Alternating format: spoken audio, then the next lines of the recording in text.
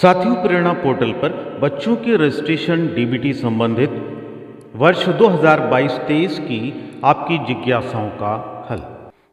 मैं आपको बताता चलूं कि इसमें दो चीजें हैं, एक प्रेरणा पोर्टल और एक प्रेरणा डीबीटी ऐप, जो कि मोबाइल में हम डाउनलोड करेंगे, उसके जरिए करेंगे। प्रेरणा UP.in प्रेरणा पोर्टल, इसको हम कंप्यूटर से भी कर सकते हैं, लैपटॉप से भी कर सकते हैं और मोबाइल से भी कर सकते हैं, एंड्रॉयड से भी कर सकते हैं। तो इसमें कुछ प्रॉब्लम्स आ रही हैं हमारे साथियों को। उन प्रॉब्लम्स का जो हल है वो मैं कंसाइज तरीके से आपको बता रहा हूं, ध्यान दीजिएगा। कृपया ध्यान दें, सत्र 2022-23 में जिन नवीन छात्रों का रजिस्ट्रेशन यदि प्रेरणा पोर्टल पर अध्यापक के लॉगिन से हो चुका है, तो उनका रजिस्ट्रेशन प्रेरणा डीबीटी ऐप के द्वारा नहीं किया जाएगा। अगर आपने बच्चों का रजिस्ट्रेशन प्रेरणा पोर्टल पर कर दिया है, तो प्रेरणा डीबीटी ऐप में आप इस काम को नहीं करेंगे। नंबर 2 प्रॉब्लम है, यदि नवीन छात्रों का रजिस्ट्रेशन अभी किसी भी दशा में नहीं हुआ है, अभी ना आपने प्रेरणा पोर्टल पर किया है और ना प्रेरणा डीबीटी ऐप पर किया है। यदि नवीन छात्रों का रजिस्ट्रेशन अभी किसी भी दशा में नहीं हुआ है, तो उन छात्रों का रजिस्ट्रेशन प्रेरणा डीबीटी ऐप अथवा प्रेरणा पोर्टल टीचर लॉगिन दोनों में से किसी एक के द्वारा किया जाएगा, दोनों जगह नहीं किया जाएगा। यह ध्यान रखिएगा, अगर आप किसी भी एक के जरिए कर देते हैं ये काम, चाहे पोर्टल पर करें या प्रेरणा डीबीटी ऐप पर करें, किसी एक पर आप इस काम को संपादित कर सकते हैं। प्रेरणा ऐप व प्रेरणा पोर्टल पर नए बच्चों का रजिस्ट्रेशन व जरूरी नियम क्या है। नियम देखिए। समस्या 1, आपके अनुसार स्पेलिंग अलग होनी चाहिए जबकि आधार में अलग है। जैसे छवि की स्पेलिंग आधार कार्ड में छवि CHAVI, जबकि आपके अनुसार सही नहीं है। इस कंडीशन में क्या करेंगे, इसका समाधान देखें।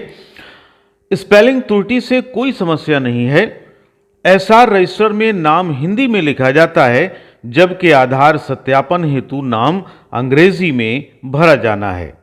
इसलिए जैसी स्पेलिंग आधार कार्ड में हो, वैसी स्पेलिंग ही सत्यापन के समय प्रेरणा पोर्टल पर अंकित करनी चाहिए नहीं, अंकित करनी होगी। अब है समस्या 2, SR रजिस्टर में बच्चे के कक्षा अनुसार या वास्तविक सही उम्र दर्ज है। आपके SR रजिस्टर में तो उसकी जो उम्र है, जो एज है, वो बिल्कुल ठीक है, जबकि आधार में उम्र बहुत कम या बहुत ज्यादा है। इस समस्या का क्या समाधान है? यह समस्या बहुत ज्यादा हमारे साथियों के सामने आएगी। उनके SR रजिस्टर में कुछ और होगा और आधार कार्ड कुछ और बताएगा। तो हम SR रजिस्टर को कहां तक करेक्शन करेंगे?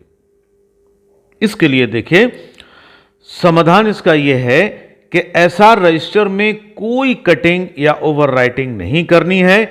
यदि बच्चे की जन्म तिथि, नाम, माता पिता का नाम आदि विवरण आधार कार्ड में गलत है, तो BRC या अन्य आधार केंद्र पर उपलब्ध आधार किट्स के माध्यम से आधार में जन्म तिथि आदि विवरण संशोधित कराई जाएगी।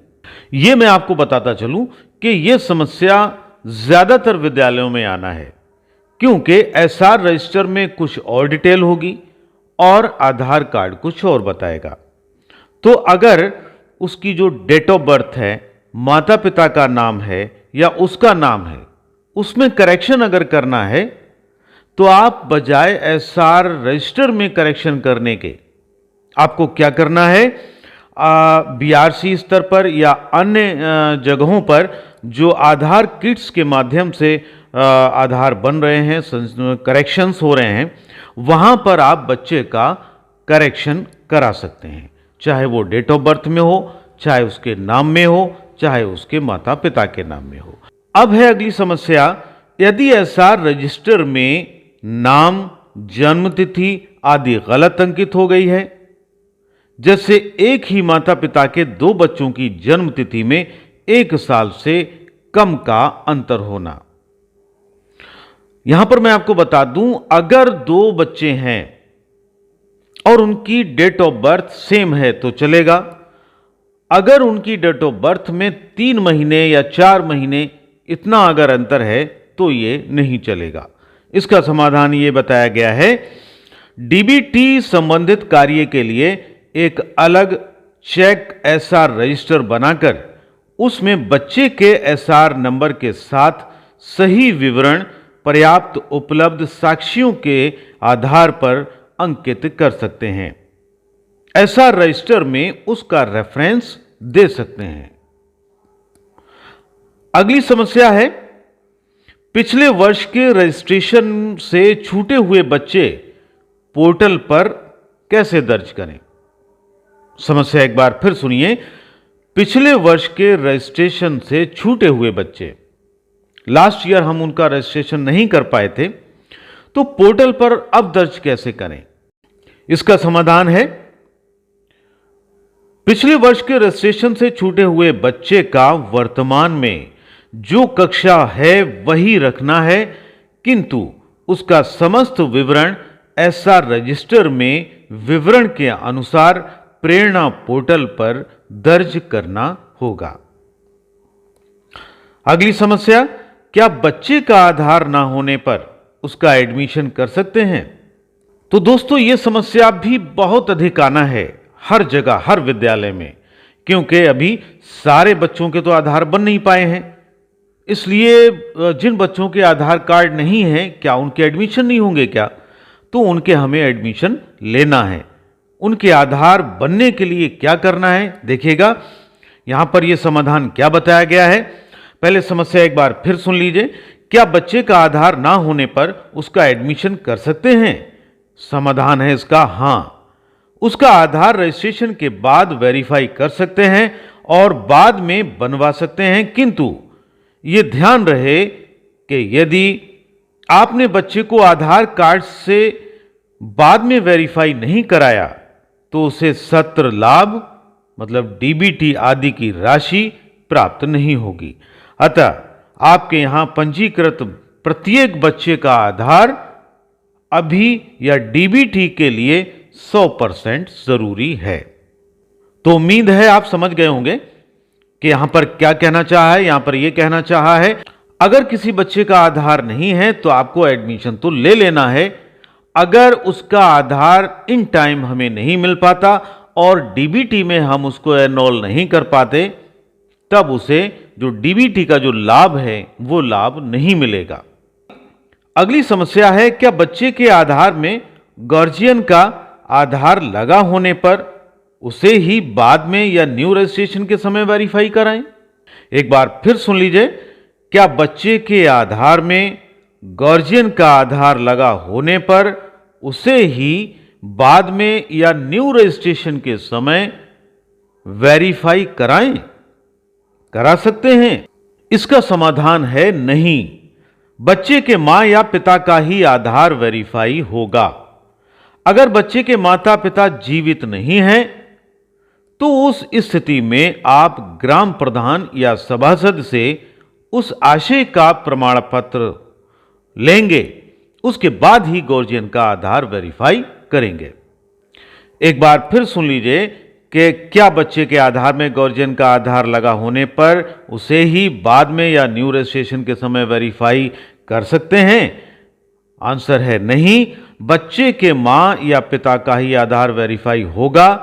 अगर बच्चे के माता पिता जीवित नहीं हैं तो उस स्थिति में आप ग्राम प्रधान या सभासद से इस आशय का प्रमाण पत्र लेंगे, उसके बाद ही गार्जियन का आधार वेरीफाई करेंगे। एक बात आपको और नोट करना है कि जब तक पिछले सेशन के सभी बच्चे वेरीफाई या डिलीट या संशोधित नहीं होंगे, आप नया नामांकन नहीं कर सकते। ठीक है, जब तक पिछले सेशन के सभी बच्चे वेरीफाई नहीं होंगे या डिलीट नहीं होंगे, जिन बच्चों को डिलीट करना है उन्हें डिलीट कर दीजिए, जिनका संशोधन करना है संशोधन कर दीजिए, लास्ट में वेरीफाई करिए।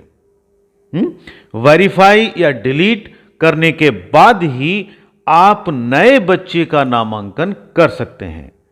तो आपको क्या करना है, सबसे पहले आपके जो भी बच्चे हैं पिछले सत्र के, उन सभी को वेरीफाई कर देना है, उसके बाद नया नामांकन आपको करना होगा। तो जिन साथियों ने अभी तक चैनल सब्सक्राइब नहीं किया है, उन साथियों से मैं अपने हक के साथ कह सकता हूं कि प्लीज सब्सक्राइब कर लें। अदर टीचर्स के हितार्थ इस वीडियो को शेयर भी कर दें, और अगर आपका दिल करे तो वीडियो को लाइक करें। Thanks for watching this video.